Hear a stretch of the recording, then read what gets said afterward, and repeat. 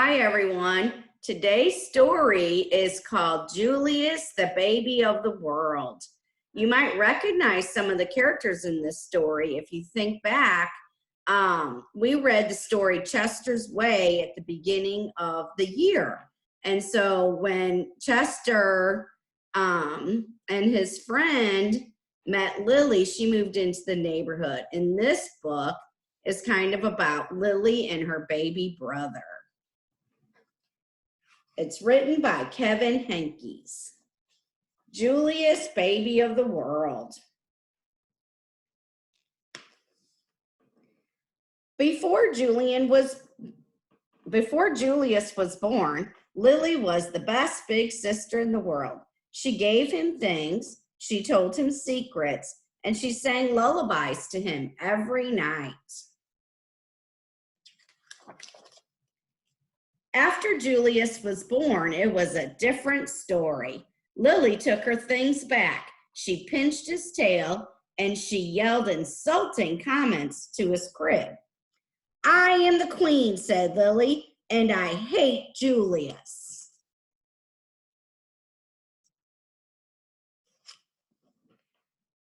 But her parents loved him. They kissed his wet pink nose. They admired his small black eyes, and they stroked his sweet white fur. Lily thought his wet pink nose was slimy. She thought his small black eyes were beady. And she thought his sweet white fur was not so sweet, especially when he needed his diaper changed. "Julius is the baby of the world," chimed Lily's parents. "Disgusting," said Lily.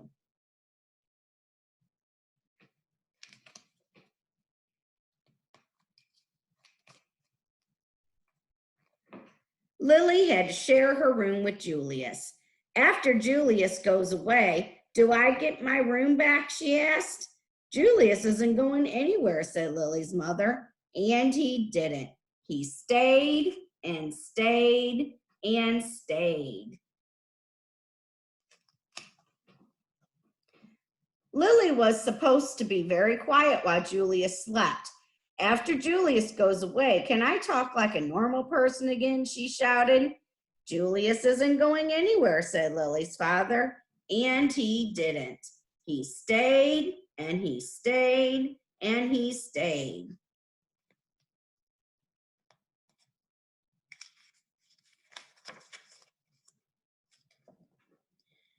"We want Julius to grow up to be as extraordinary as you," said Lily's mother. "So we must tell him constantly how beautiful he is and how much we love him."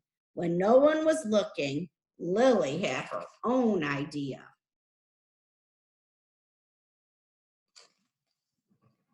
"We want Julius to grow up to be as clever as you," said Lily's father. "So we must sing to him his numbers and letters whenever possible." When no one was looking, Lily had her own idea.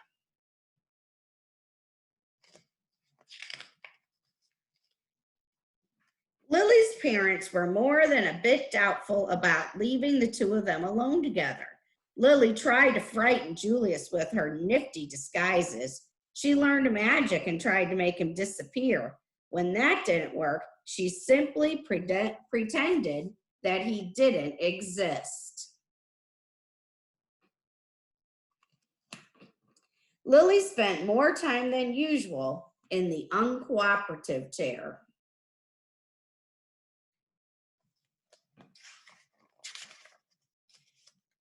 Lily's parents showered her with hugs and kisses and treats of all shapes and sizes. They even let her stay up 15 minutes later every night.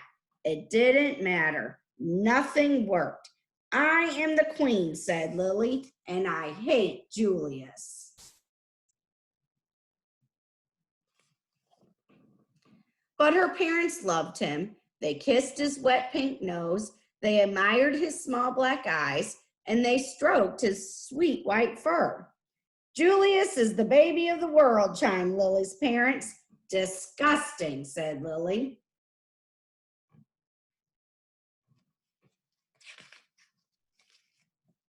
Lily's parents were amused when Julius blew a bubble. Can you believe it? They exclaimed. But if Lily did the exact same thing, they said, Lily, let's mind our manners, please. Lily's parents were dazzled when Julius babbled and gurgled. Such a vocabulary, they exclaimed. But if Lily did the exact same thing, they said, Lily, let's act our age, please.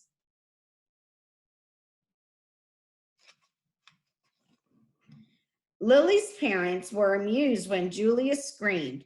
What lung capacity, they exclaimed. But if Lily did the same thing, they said, Lily, let's restrain ourselves, please.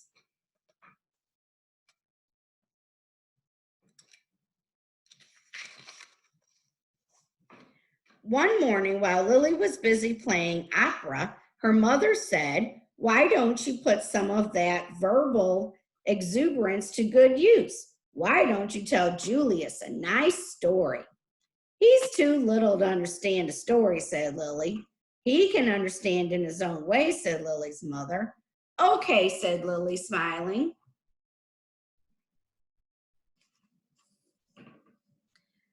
Julius, the germ of the world by me, said Lily. Once upon a time, said Lily, there was a baby. His name was Julius. Julius was really a germ.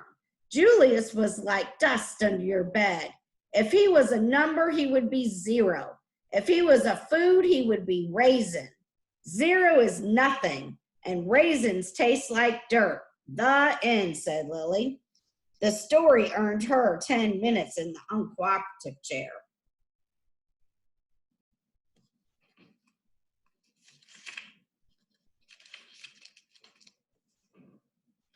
Lily warned her friends, Chester and Wilson, and Victor about babies. Trust me, they're dreadful, she said. She warned strangers about babies, too. You will live to regret that bump under your dress, she said.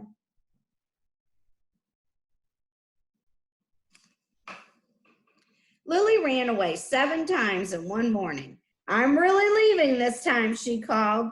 Who knows where they'll find me? The same afternoon, Lily had a tea party, and everyone came. Everyone except Julius. His invitation must have been lost in the mail, she explained.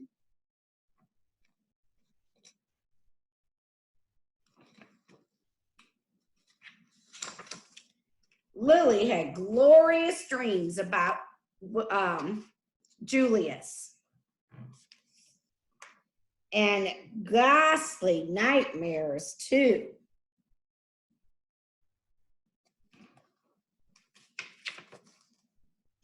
Lily's parents showered her with compliments and praise and niceties of all shapes and sizes. They even let her drink her juice out of an antique china cup. It didn't matter. Nothing worked. I am the queen, said Lily, and I hate Julius.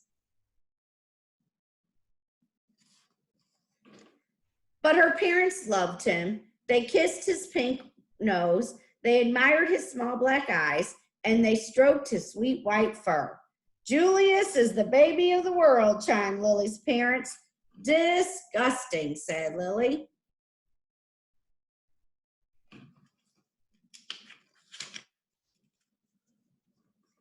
When Lily's mother felt up to it, she planned a festive celebration in honor of Julius. All the relatives came. There was quite a spread. What's the big deal, said Lily. Haven't they all seen a silly lump before?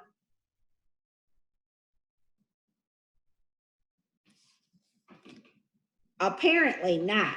All afternoon, the relatives hovered over Julius. They kissed his wet pink nose, they admired his small black eyes, and they stroked his sweet white fur.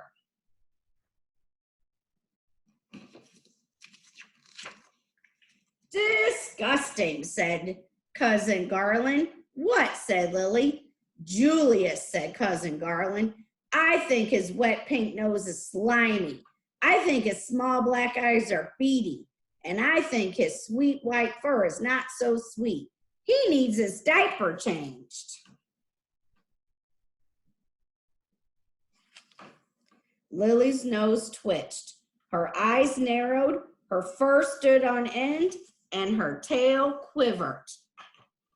"You're talking about my brother," said Lily, "and for your information, his nose is shiny, his eyes are sparkly, and his fur smells like perfume." Cousin Garland was speechless. "He can blow bubbles," continued Lily. "He can babble and gurgle, and he can scream better than anyone." Cousin Garland tried to slink out of the room. "Stop," said Lily. "I am the queen. Watch me closely."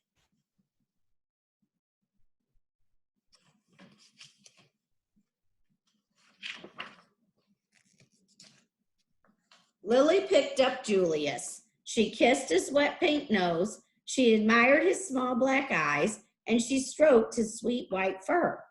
"Your turn," said Lily, handing Julius over to Cousin Garland.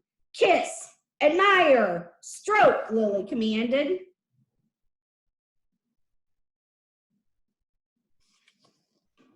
"Now repeat after me," said Lily. "Julius is the baby of the world." "Julius is the baby of the world," said Cousin Garland. "Louder," said Lily. "Julius is the baby of the world." And from then on, he was, let everyone, in everyone's opinion, especially Lily's. So you can see Lily was really struggling to have a new baby brother. And she didn't like anything about him.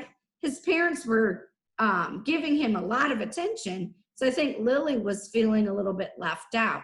But then when her cousin started to make fun of Julius and not like him, she wasn't having any of that. So she stuck up for Julius, and then that's what helped her decide that she liked Julius after all, and that he really was the baby of the world. I hope you enjoyed today's story. I know that I enjoyed seeing Chester and Wilson and Victor again from Chester's Way. See you tomorrow. Bye, guys.